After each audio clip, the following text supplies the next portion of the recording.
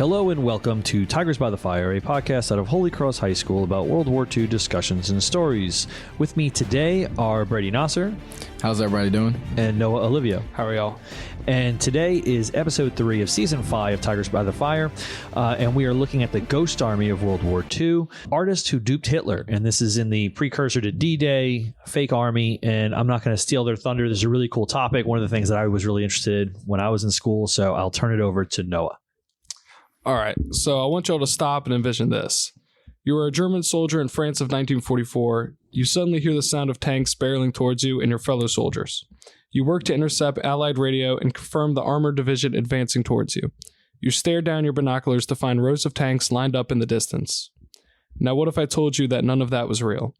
Today, we're going to be taking a look at one of the most unknown and interesting units of World War II, the 23rd Headquarters Special Troops, also known as the Ghost Army. With this name, you might think that this unit was full of cold-blooded killers or undercover snipers, but no. This unit was a group of designers, engineers, and artists that did not fight with bullets, but fought with illusion. This top-secret unit that fought with creativity and deception used fake radios, inflatable tanks, and even speakers, all to deceive the German army and throw off their defenses. Now, you may be asking, how am I just now hearing about this? And how could paint and fake sounds change the course of the war? In this podcast, we will discover how this unit of illusionists came to be, the clever tactics of deception they used, the missions they embarked on, and the mark they left after all the fighting had died. By 1944, a critical point had been reached in the war in Europe. Allied forces had advanced on the beaches of Normandy on D-Day, pushing closer to liberate France. Despite the momentum, the roads to follow proved difficult. The Germans' resistance was intimidating, and the ending of every battle depended on one key thing: deception. If Allied forces could force the German army to believe they are on the move a certain way, they could surprisingly strike from another. This would save thousands of lives and give the Allies the upper hand they need. This inspired the formation of the most underground and creative units ever used in the history of the United States military, the Ghost Army. Created in January of 1944, the world had never seen a unit like this. This unit was composed of about 1,000 men, which is barely a fraction of an ordinary combat division. But this wasn't an ordinary combat division. These men were assigned a special mission to impersonate whole divisions of over 25,000 soldiers using no resources other than art and sound deception. This unit operated under the U.S. Army's 1st and moved all over Europe to stage fake convoys, broadcast fake radio, and set up phantom camps. This work was so well done and thought through that the German troops bought the idea that entire Allied troops were in preparation for attacks that were never happening. The Ghost Army wasn't comprised of average traditional soldiers.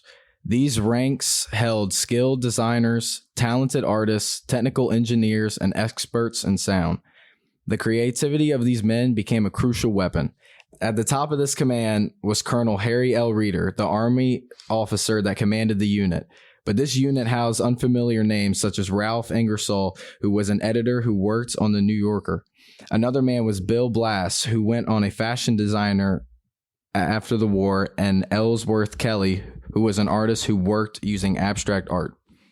These soldiers were young gentlemen from acclaimed art schools, painters and thinkers that were thrown into the war for the purpose of illusion. Rather than using guns or knives, they had sketchbooks and rubber fabric. On paper, their mission seemed easy: make the enemy believe that something is there that isn't. But to achieve this goal, it took the highest of secrecy and imagination. In the course of a year, this team would set up over 20 operations of deception all across Europe, fake battles, chatter, and divisions, all with the sole purpose of throwing off the German army. Wars had previously been won with deadly weapons like vehicles such as planes and rifles that would end lives in seconds. But the United States discovered that an intangible force could be just as deadly. That force was imagination. This force wasn't meant for killing or fighting the Germans, but to perform for them.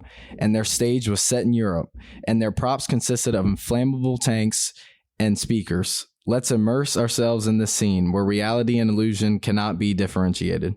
As a German soldier, you walk down in an empty field in France. But in under a few hours, the same field you had just walked past will be transformed into a huge army camp for the U.S., housing jeeps and artillery, all in straight, neat lines. To the untrained eye, this is a threat to you and your comrades, but upon a closer look, it's all fake.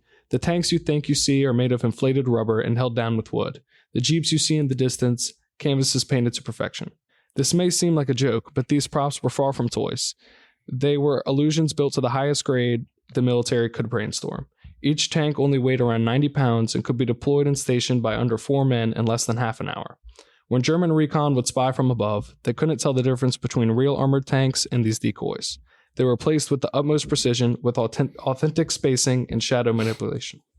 To make sure the Germans were fooled, the artists of the Ghost Army, who, like we mentioned before, were professionally trained, painted realistic division insignias by hand and even included serial numbers on their props.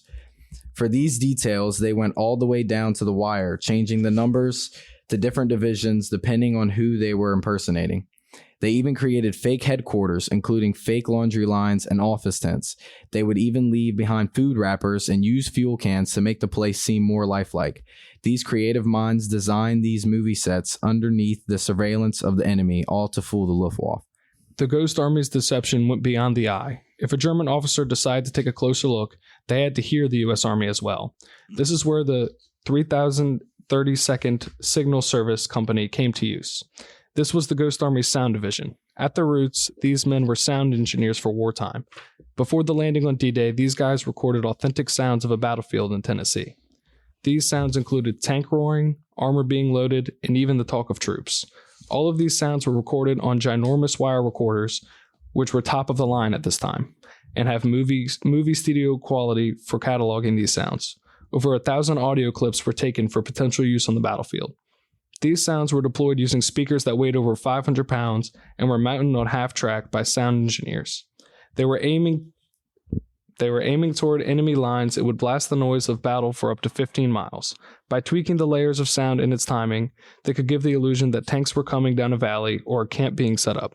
This timing had to be perfect, with engine sounds, vehicle placement, and tire tracks that all had to be in tune with each other. This work was still dangerous. If German soldiers were not fooled, this deception was for nothing, and these men were close to enemy lines. The final weapon the Ghost Army utilized was invisible, the radio. The signal company handled this portion as well.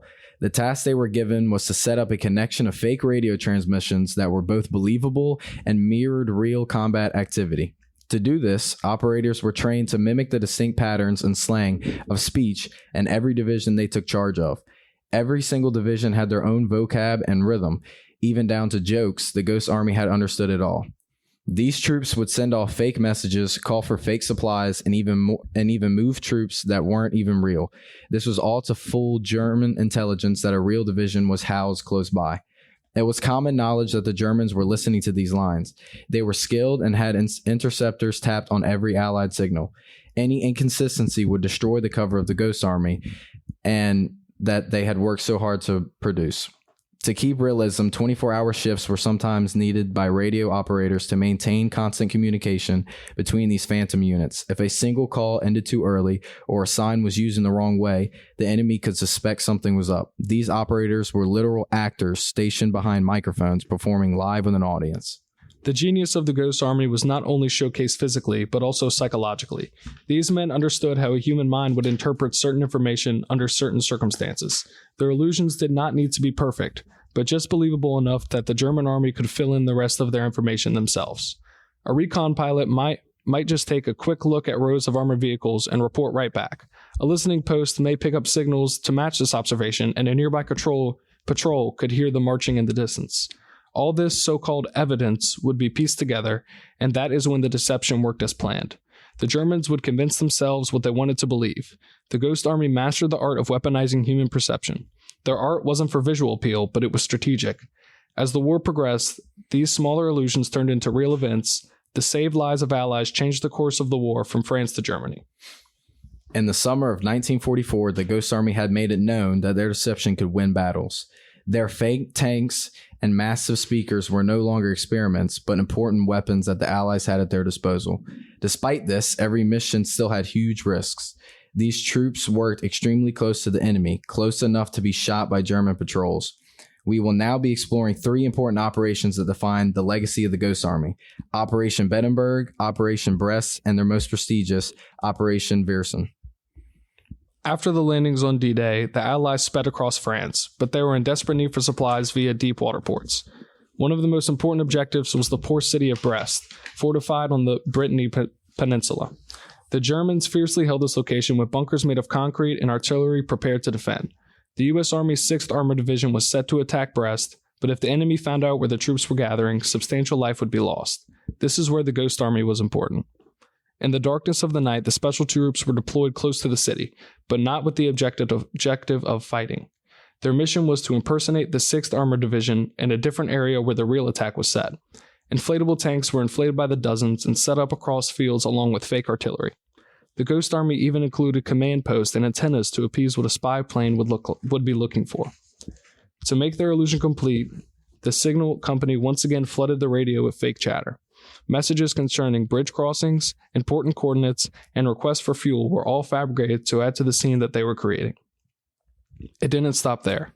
Once set up, the sound company blared noises of tanks, truck engines, and movements of troops from their massive speakers. The Germans fell for it. They genuinely believed that troops were preparing for an attack from the south, thus moving artillery fire away from where the real attack was coming from. This act of deception allowed for Allied troops to take Brest with fewer casualties. In the Battle of Brest, the Ghost Army didn't just confuse the German troops, but protected their soldiers with the power of illusion. After their success in Brittany, the Ghost Army advanced to Luxembourg so they could support General Patton's Third Army. Their next mission was Operation Bettenberg, and this took place closer to the German border in a rush. Their goal was not to defend others, but to convince the opponent that Patton was preparing for a massive strike. But in real life, the actual divisions were moving somewhere else. The 31st and 32nd Signal Service Company had their mobile sound units set up with 500-pound speakers mounted on half-tracks. They blew out their speakers with realistic sounds that were put together from their huge audio library. These sounds of tanks clanking and engineers hammering echoed from their speakers. These recordings were excellently mixed in the real time in the field, with volume adjusted situationally. Close by, the visual deception team inflated their rubber tanks and artillery and set them to look natural from above, along the roadways and ridgelines. For extra detail, they even drove real vehicles in loops around the area to create fresh tire tracks and even lit fires to simulate cooking breakfast. German recon analysis relied on these details. To the untrained eye, whether on the ground or the air, it seemed like an entire armored corps had spawned over one night. Once again, the German intelligence took the bait, believing that a huge offense was formed. This led to them shifting their force in Bettenberg. The ploy gave the Allied forces more time to move troops somewhere else and kept the pressure off the advancing Third Army. Again, the art of radio and sound outsmarted bullets and tanks. By March of 45, the war in Europe was inching toward its end. The Allies had forced into Western Germany and now were up against one of their last barriers to victory, the Rhine River. Crossing the river was of the utmost importance, but the Germans fortified every entrance, ready to decimate an invasion. So before the physical crossing even began, the Ghost Army set up their greatest illusion, Operation Viersen. On the night of March 23rd, the Ghost Army pretended to be the 30th and 79th Infantry Divisions, ready to cross the Rhine. The men built fake pontoon bridges, set up their rubber landing crafts, and arranged fake artillery along the bank of the river. To further convince the enemy, they set up bright lights around the edges of the water to make it look like trucks and equipment were moving at night. Their speakers played the sound of engines, men yelling orders, and troops splashing in the water. These were all recorded from real units building bridges that were recorded earlier. At the same time, hundreds of radio transmissions were sent to fabricate the illusion of units coordinating. Every detail said was precisely timed. Radio talk, noise of construction, and lighting all came together perfectly. The Germans fell for this completely and were convinced that a huge assault was coming at Viersen and had to send reinforcements to defend this fake offense. This pulled men away from where the real crossing would take place, miles away. The result of this deception was Allied force crossing the river with less resistance and far fewer casualties. This was the most important and successful deception of the Ghost Army and was once again not carried out by bombers and tanks, but a few men with astounding imagination. Operation Viersen was known as the masterpiece of the Ghost Army. Their performance was so perfect that German officers admitted they were fooled years later. Behind every success of the Ghost Army, there was immense danger. They often operated in open terrain and in close proximity to German troops. Instead of rifles, they only carried pistols and had little to no combat training. If they had been discovered, they would have been killed before anyone noticed they weren't even real soldiers. A distinguished veteran, Sergeant Arthur Shilstone, remembered a time where his unit set up fake tanks one night and woke up to German artillery observers in the same field. If they looked through their binoculars, they would have realized the tanks were just rubber. The men of the Ghost Army risked everything to deceive the enemy, just as dangerous as fighting. Even though their courage was quiet and victories were unknown, their impact is recognizable. Through their operations in Brest, Bedenburg, and Viersen, they proved that their creativity was stronger than the enemy's guns. When they realized that their art and imagination could be weaponized, they saved lives. So far, we have investigated how the Ghost Army tricked the Germans with sound effects and rubber tanks. Behind these deceptions were actual people, average young men who were asked to do something special, to fight with art. These men were designers, artists, and engineers, the people who sketched portraits, studied architecture, and painted landscapes before the war. When the U.S. Army was recruiting this unit, they didn't look for average soldiers. They recruited creative minds. The ranks of the Ghost Army included men from some of the U.S.'s top art schools like Yale and Cooper Union. Many of the men had backgrounds in illustration and advertising. For the Army, this meant that they knew how to make people believe what they created. They shifted this creative instinct to aid in survival by painting tanks and buildings, fake command posts to look real from aircraft. In their downtime, the men continued to sketch things such as the French countryside or each other. They sketched these moments of downtime in between missions. Their notebooks did not just show their deceptive tactics, but the human side of what they did. People later said that the Ghost Army felt more like a traveling art group than a real military unit. One of the most famous members of the Ghost Army was Bill Blass, who became a fashion designer later. Before that, at the age of 22, he was a private who was sewing fake patches onto uniforms. Blass later noted that the Ghost Army was his first real design challenge because of the pressure. He said that he felt this pressure because getting the details wrong didn't mean he would lose a client, but meant losing a life. Another member was Ellsworth Kelly, and he went on to change modern art. He said that the Ghost Army taught him to see abstraction throughout the real world. Art Kane was another member who went on to pursue art. He was a photographer. Using his Army-issued camera, he photographed the Ghost Army's fake camps. These images exemplified how absurd yet brilliant their missions were. These men became icons after the war, but before they were just kids with sketchbooks who survived a war based on their lives. Despite the creativity and humor, these missions were serious and dangerous. Working within a quarter mile of German troops, their tanks did not shoot back. If the enemy found out the truth, their lives were over. John Jarvie, who was a Jeep driver, told how he was shelled for days straight during a mission in France. They just had to hope that they would miss because their tanks only bounced and did not shoot back. These men lived under combat conditions, but were not combat troops. They traveled through bomb villages, slept in mud, and built under fire. Throughout all of this, they retained their sense of humor, joking about how they would tell their wives that they fought the war with a paintbrush. When the war ended, the Ghost Army packed up and went home, but the story couldn't come home yet. All their missions were stowed away in military archives and classified. For over 50 years, nobody knew what the Ghost Army had done. Many veterans could not tell their families. They would lie to their wives and children and say that they worked supply work in the war. Some of these men carried their secret until their death. One veteran, Seymour Nussenbaum, was interviewed and explained that it was hard to keep the secret. He said that they were not heroes with medals and stated that they were ghosts who stayed invisible. Once the U.S. declassified the Ghost Army in 1996, the truth was set free. The Ghost Army taught the world a lesson that courage can be shown in different ways. For the Ghost Army, it stayed calm even when your only weapon is a paintbrush. Courage is setting up a field of tanks, hoping that the next shell isn't real. The men of the Ghost Army changed the definition of a soldier and proved that art could save lives. When the Ghost Army packed up their paintbrushes and inflatable tanks in 1945, they disappeared from the battlefield and from history. For over half a century, their story lived only in memories and government archives. They had no headlines, no parades, and no place in history. They were told that the work they had done would remain secret forever, and for many veterans, it did. Finally, once their files were declassified, their story was revealed in what sounded more like a script to a movie than a military report. Following 1996, historians and family members of veterans started putting together what the Ghost Army had done. With the help of old photographs like shots of soldiers blowing up fake tanks, their story was spread. The movement finally began to give these unrecognized heroes the recognition they earned. Then 77 years later, in 2022, Congress finally passed a bill to award the Ghost Army the Congressional Gold Medal, one of the highest honors a military unit can receive. The medal honors their highly unique service in conducting deception operations that saved thousands. At their ceremony in Washington, veterans in their late 90s stood before a crowd of soldiers and other artists. They finally received the recognition they had been denied for so long. Bernard Bluestein, one of the veterans, said in tears, "We weren't heroes with guns. We were just trying to do our job and save lives." John Jarvie also noticed that if they did their job of illusion correctly, fewer men had to die. Their gold medal wasn't just for their recognition, but a symbol of creativity and intelligence. Even though their story was hidden, the Ghost Army's influence shaped the future of military strategy. Their work founded the basis for modern psychological operations like the art of misinformation and illusion to change the enemy's behavior. In the Korean and Vietnam Wars, deception operations had similar tactics like decoys and fake radio traffic.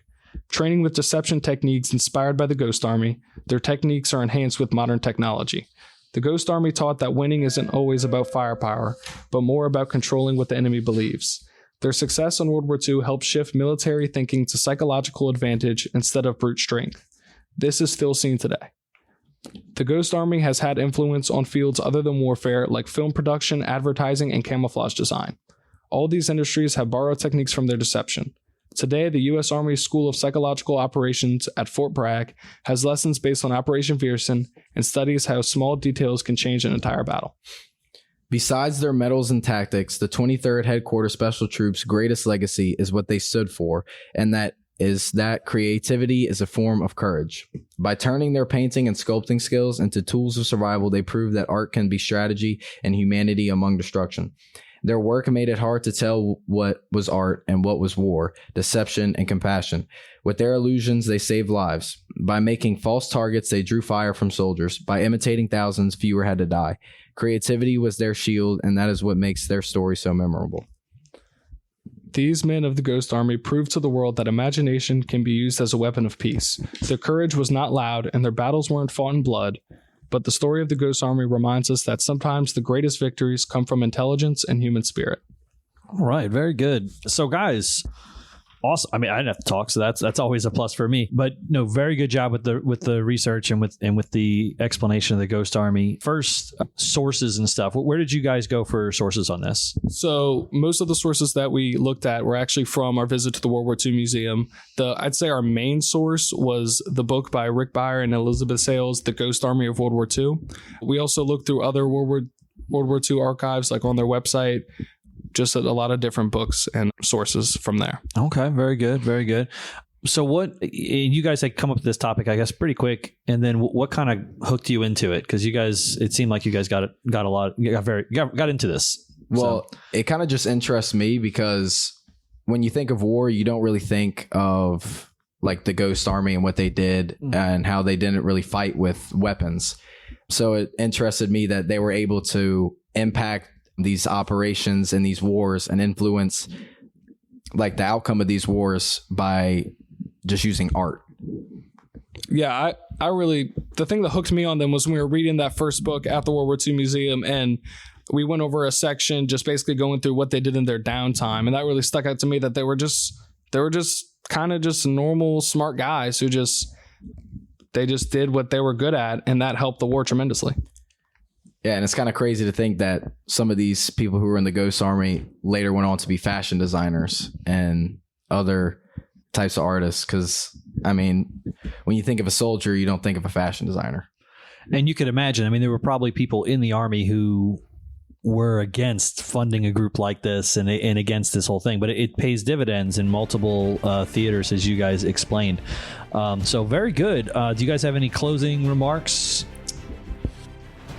No, I think we're good. I mean, that we touched on what we wanted to touch on, and we're happy to do it. All right. Well, thank you, Brady and Noah. Excellent job. And this was Tigers by the Fire. Thank you for listening.